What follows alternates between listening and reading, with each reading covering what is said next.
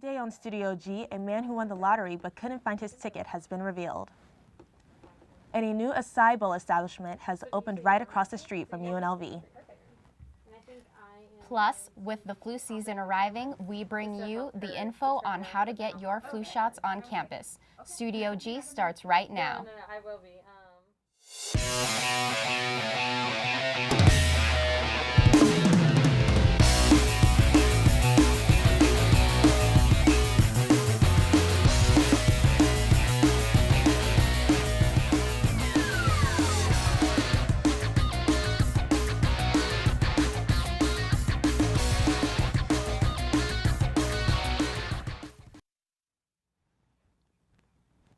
Welcome and thanks for tuning in to Studio G. I'm Sherelle Moore. And I'm Monica Medrano. A 36-year-old woman has died yesterday after crashing her vehicle into a barricade on the Interstate 15 and then jumping nearly 100 feet down to an exit ramp on the US 95 Metro, reported receiving a call about a domestic violence case earlier in the evening with the same woman involved. Although it wasn't clear what happened during the dispute, according to Metro, 30 minutes after Metro received another call about the same woman, witnesses said the woman appeared to have purposely crashed her car into a barricade on Interstate 15 before exiting the car and jumping to her death on the Highway 95 exit ramp at Martin Luther King Jr. Boulevard. According to police, the woman was transported to University Medical Center where she was pronounced dead. Your beloved pets may soon be able to use medical marijuana under a bill introduced into the Nevada legislature yesterday. Democratic Senator Tick Seger-Bloom is sponsoring the measure that would allow pet owners to get marijuana for their pet if a veterinarian certifies that the animal has an illness that might be alleviated by the drug. Some veterinarians who have given cannabis to sick and dying pets say it has relieved their symptoms. Although the substance hasn't been proven as a painkiller for animals, the Pots for Pets provision is a part of a larger bill that would overhaul the state's medical marijuana law, removing penalties for drivers who have marijuana in their blood and requiring training for pot shop owners. The proposal is in its earliest stages and faces several legislature hurdles before it could become law. The National Bordeaux Museum in Tunisia was attacked today, leaving 22 killed.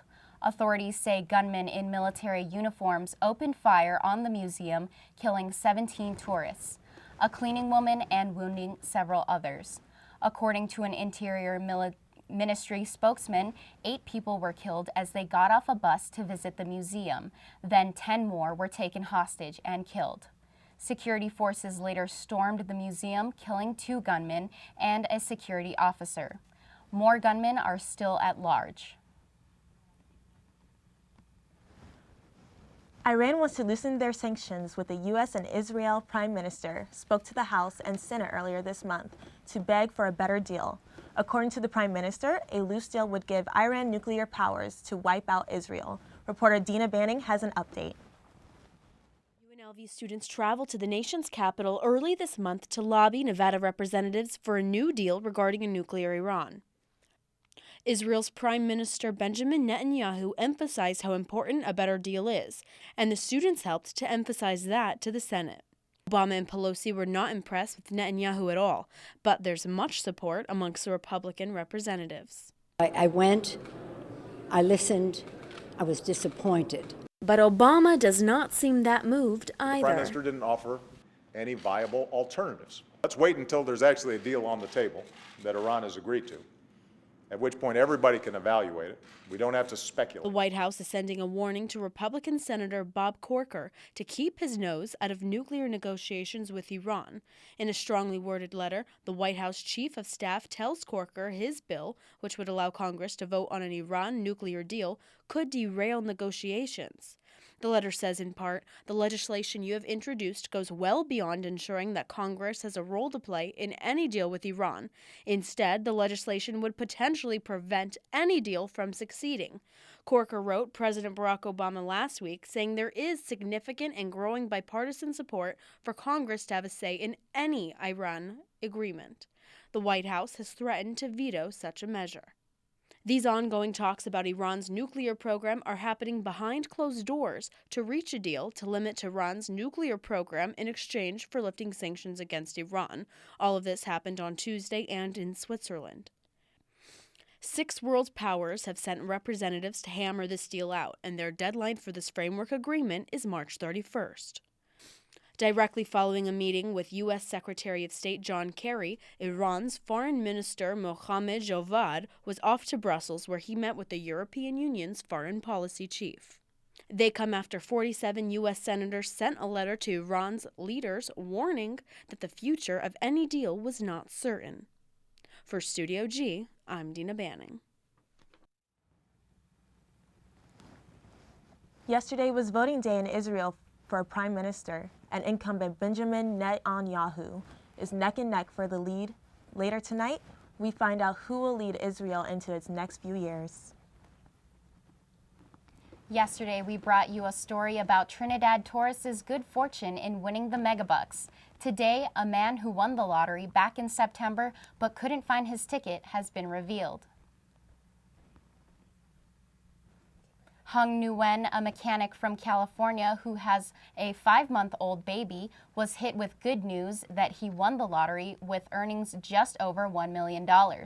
That's as far as Nguyen's luck got, as he went in to claim his prize but couldn't find his ticket. A translator informs us on Nguyen's reaction. The moment he found out that he won, he was as happy as he can be. When he came back, the supermarket clerk told him that he had won. So he went home, tried to look for the ticket, but he couldn't find it. He looked at his car, his house, all over. He still couldn't find it. Footage has been released of Nguyen buying the ticket at the Rosemead supermarket. However, Powerball rules state that a ticket must be presented to claim your prize. Nguyen was already making plans to take care of his family before the bad news hit.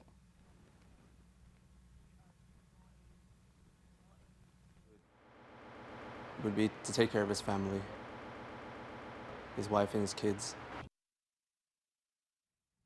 Nguyen plans to continue playing in the lottery in hopes of winning it once again.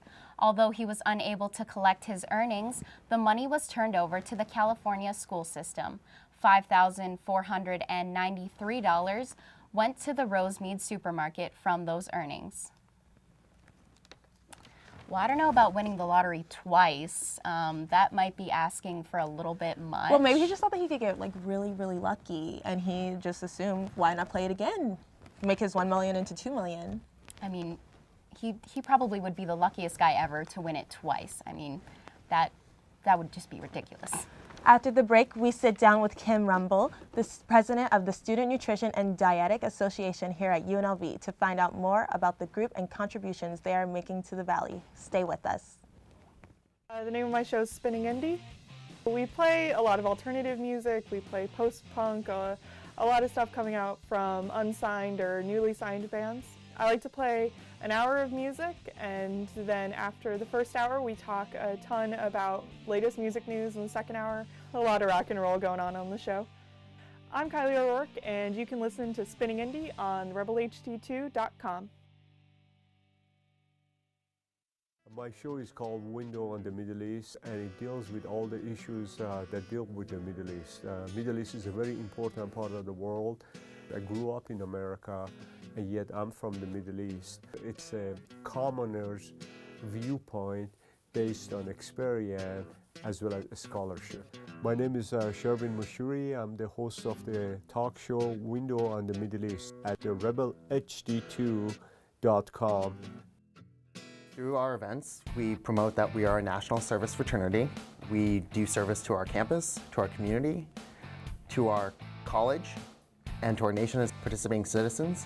Our cardinal principles are leadership, friendship, and service, and that you can have a great time helping out your local community and your college. We are the Alpha Zeta Upsilon chapter of Alpha Phi Omega, a national co-ed service fraternity. Welcome back. Today I'm with the president of the Student Nutrition and Dietetic Association, Kim Rumble. Hello. Thank you so much for coming on today. Thank you for having me. We really appreciate it. Yeah. So can you tell me a little bit about yourself and your major and how long you've been in school? Yeah, so I was a transfer student from Tucson, Arizona, and I came into the nutrition program in 2012, so a couple years, and I decided to study nutrition and go for my degree in nutrition and then go into hopefully an internship and then into the area of dietetics where I can be registered for a registered dietitian. So that's my plan. And what influenced you to get involved with the association? So I didn't know a whole lot of people on campus because I came from Tucson, but I wanted to be involved. I wanted to get some more volunteer opportunities. I wanted to get some leadership opportunities, and in one of our classes, it emphasizes getting involved, and one of the previous members of the board, one of the officers at that time, stood up and offered us a chance to join. So I decided that would be my first step, and here I am. And what gave you the courage to become president? Well, yeah, it was kind of just a big step. I had some opportunities to be, in a leadership position, but nothing this big. And I had some goals for the organization that I thought would be really fun to accomplish. And then I had some friends, which became the board members, who we all just kind of gathered together and decided to run. And I became president. And can you tell me a little bit of the functions your association does? Yes. So the big majority is to incorporate volunteer work as well as leadership opportunities and networking opportunities within the campus community as well as the local community. So we deal a lot with other organizations outside with volunteering or with opportunities to network with all of them, mainly in the nutrition field, but we always encourage anyone else who's interested in nutrition to come and join us. So anyone can join? Yes. Not just nutrition majors? Absolutely. And what benefits can they get from joining the association? So the biggest benefit would be those three things: leadership opportunities, an abundant amount of volunteer opportunities, and also social aspect of it is really large. We try to incorporate just barbecues and social activities and just a fun group of people with either similar interests or just wanting to get out there and experience volunteering. And I hear you have a few events coming up in this month? Yes. Can you this tell is us a a big little more? month for us. Yeah, so the officers and myself, we decided that it'd be great to celebrate National Nutrition Month. So it's every year and every year in the month of March. So we decided to have an event each week. And so we've had an event and we themed the event. So the first week was Energize, and then the second week was Refresh. The third week, which was just this week, was Color. And we had, I don't know if some people were able to go out to the North Field and experience Nutrition Field Day. So we had a lot of fun on that day and a lot of good feedback, and we had some free smoothie shots. So we give lots of recipe examples. And then next week next Monday is going to be our Flavor Day, and it'll be on the Pida Plaza, and we'll be discussing like spices that you can use instead of salt, or different varieties of things that you can flavor your food in a little bit more of a healthy way. So, and then the finale is going to be our fun run that we're really trying to promote because it is Saturday. And I know a lot of people are probably going to go out of town for spring break, but if you're in town, we would love to have you. It's a $5 donation for anyone over 11 years old and free for 10 and under, so you can bring your kids. And it's just going to be a 1 mile fun run with challenges in the route, and then we're going to have a little events on the field with games and activities and prizes and DJ. We're going to have DJ Paradise, if you've ever heard of him. He's a local DJ. Sounds like a lot of fun. Yeah. So what is your goal? What is your goal of having all these events? The goal would be to raise awareness, absolutely, to raise awareness about our association and to let people know that you can have fun being active and being healthy, and there's a lot to learn. So there's a lot of just basic recipes that you can just change, and I feel like it's sometimes intimidating to just hear the word, oh, you got to be healthy.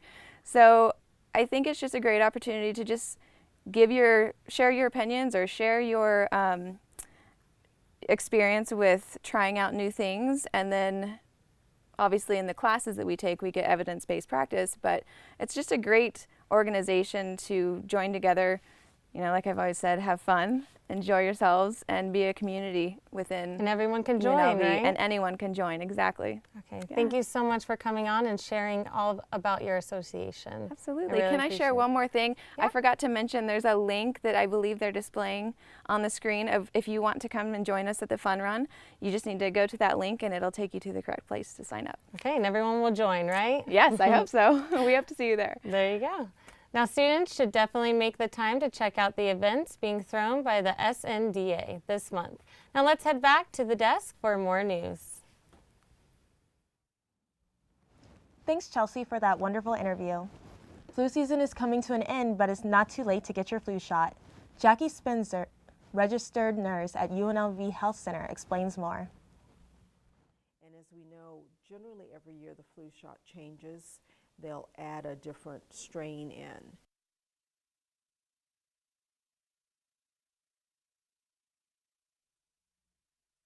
UNLV Health Center doesn't just offer the shots to students, they also are free.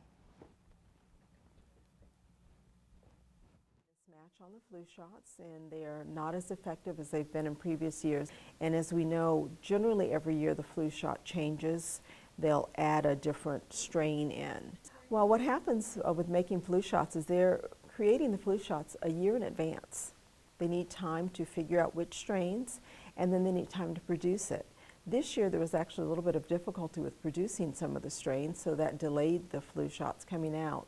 But this gets decided on the other side of the world in Australia. And you know, they're trying to decide which strains are going to hit this year. And this year, we just kind of chose wrong. But it's also important that you get your flu shot, and here's why.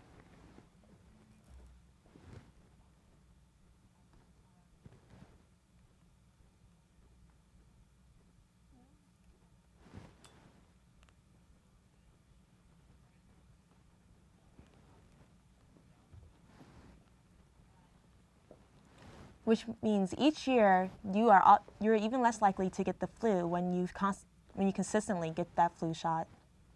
If you're interested in getting your flu shot, you can visit UNLV Health Center or call them at 702-892-3370. After the break, we bring you the national news with Nicole Reynolds. Stay tuned.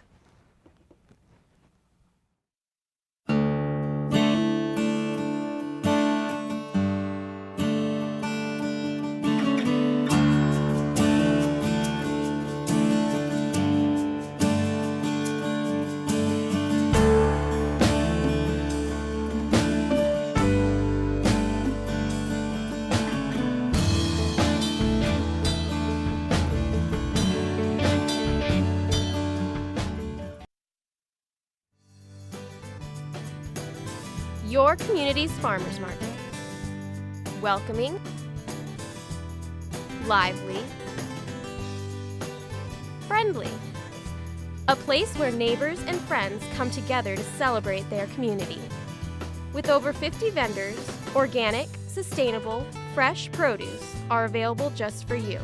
Support and buy local at Fresh 52. Welcome back from the break. I'm Nicole Reynolds, and this is your National News Update. We begin this afternoon at our nation's capital. On Monday, the White House mail screening facility received a suspicious envelope containing a container with a milky substance wrapped in a plastic bag.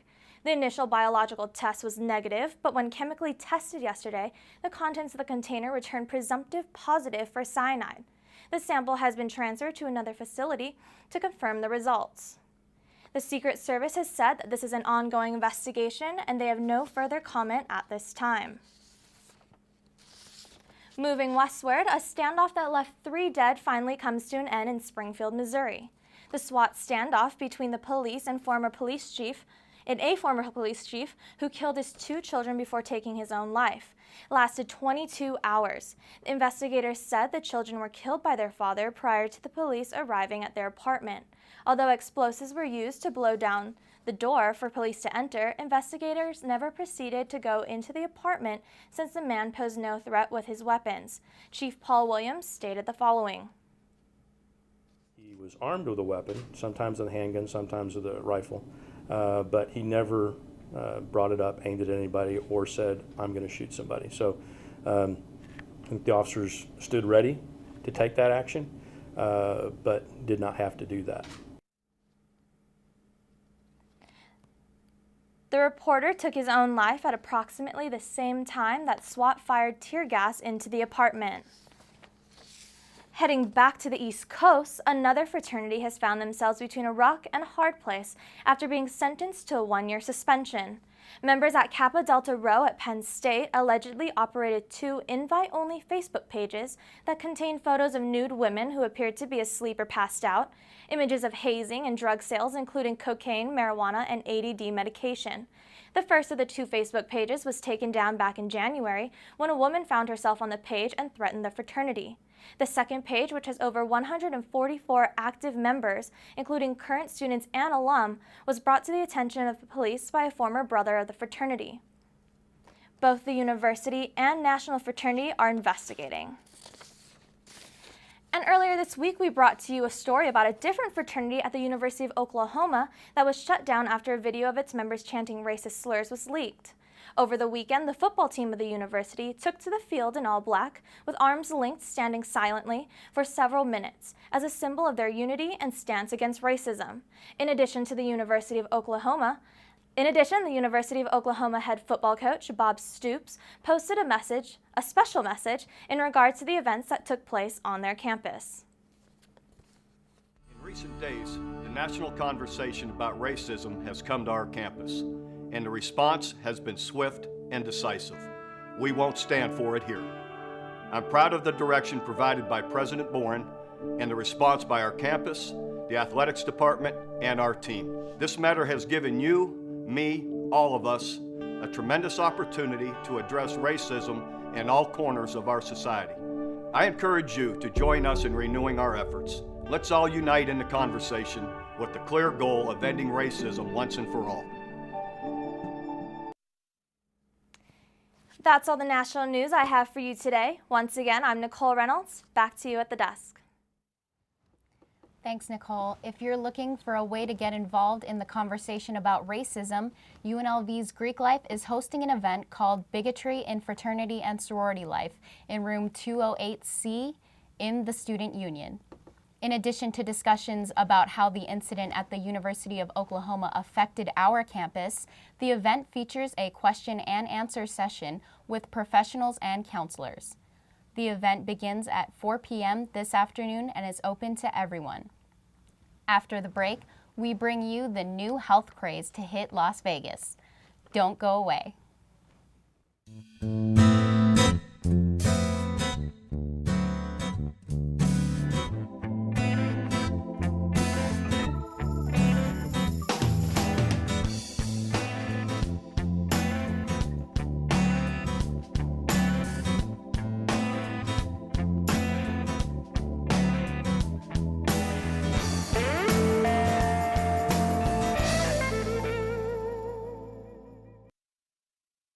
The show is Latin Nights with Anna. The music is Latin themed, dancing music, like for a Friday night, like if you're going out. While you get ready, you dance to the music that is being played. I would like them to have fun with the music that I play, feel connected to me even though that they don't know me, but that the music that I play for them is what they like and what they want to dance to. My name is Anna and the name of my show is Latin Nights with Anna, and you can listen to me at therebelhd2.com.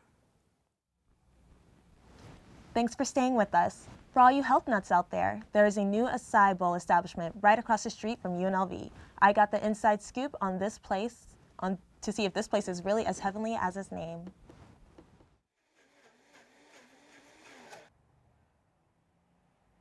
Bowl of Heaven is a new acai bowl establishment that brings the healthy trend to UNLV. Bowl of Heaven is acai bowls, smoothies, and fresh juices. We also have vegan snacks and energy drinks and water. I believe what makes Bowl of Heaven different in the acai bowl world is our ingredients first and foremost, and then our presentation. In every one of our bowls, there's super fruits, fresh fruits, and frozen fruits. There's no water, there's no dairy, there's nothing other than what you see on the wall and what's in the Mach 7, which are 7 super fruits. Bowls all contain antioxidants that help fight aging. There are also a lot of vitamins that help with digestion. Bowl of Heaven is different because I think it's a lot healthier than the other option. It's dairy-free and it's all organic. And it's good for you, and it's super filling. I'll probably get a bowl every time I work, which is kind of bad, but it's good and it replaces a meal, so I think that's why it's a better option for you. It looks like this trend from California is here to stay. We're just super happy to be open. UNLV store here is our first location in Las Vegas, apart from our food truck. We think you'll like it and keep coming back. So we're happy to be here, and that's it. You can visit Bowl of Heaven across the street from UNLV. For Studio G, I'm Sherelle Moore. Bowl of Heaven had its grand opening last month and is here to stay. A local Las Vegas girl has big dreams of going to the Olympics. Reporter Alyssa Stein has more. Most 12-year-old girls dream of becoming a teacher, a doctor, but how about an Olympic figure skater? My name is Madison Sparks. I'm 12 years old. I'm an ice skater. Madison's mother, Tiffany Sparks, started putting her daughter in figure skating lessons when she was only 4 years old. Took off on like no one else, had balance on both her feet, and she begged me for lessons for her to figure skate. I love ice skating because it's the closest thing you can get to flying. One out of the 3 of Madison's coaches, Melissa Melantano, former Olympic figure skater, sees the potential of her young student. Maddie, I think, has a lot of natural ability. She's got great potential. Madison and her mother travel back and forth from Las Vegas, Nevada to Lake Arrowhead, California for her training. I train 6 days a week and I skate 4 to 5 hours a day. At age 16, Madison will be able to qualify for the Olympics and hopefully win gold for the U.S. For Studio G, I'm Alyssa Stein. Madison trains every single day in hopes to accomplish her dreams of winning gold at the Olympics. Bank I Am Your Father police in Pineville, North Carolina are still looking for the man who robbed a credit union on Monday dressed as Darth Vader. The costume wasn't limited to his mask, but also gloves, a chest plate, and dark clothing similar to Star Wars character. Although the man robbed the store carrying a large rifle, no one was injured in the robbery.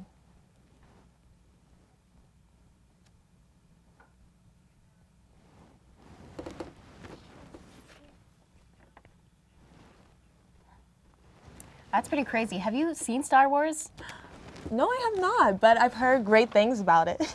I haven't either, but you know, if I worked at a bank and somebody came in dressed like that, like I really would not know what I would do. I think that it would kind of scare me a little bit because I know that Darth Vader is the villain of the movie. It would like freak me out just a little bit if he had like the mask and he had the deep voice, the I am your father voice. Yeah, like the scary breathing. Well, that's all we have time for today. Tune in tomorrow for another edition of Studio G. I'm Sherelle Moore. And I'm Monica Medrano. Thanks for watching.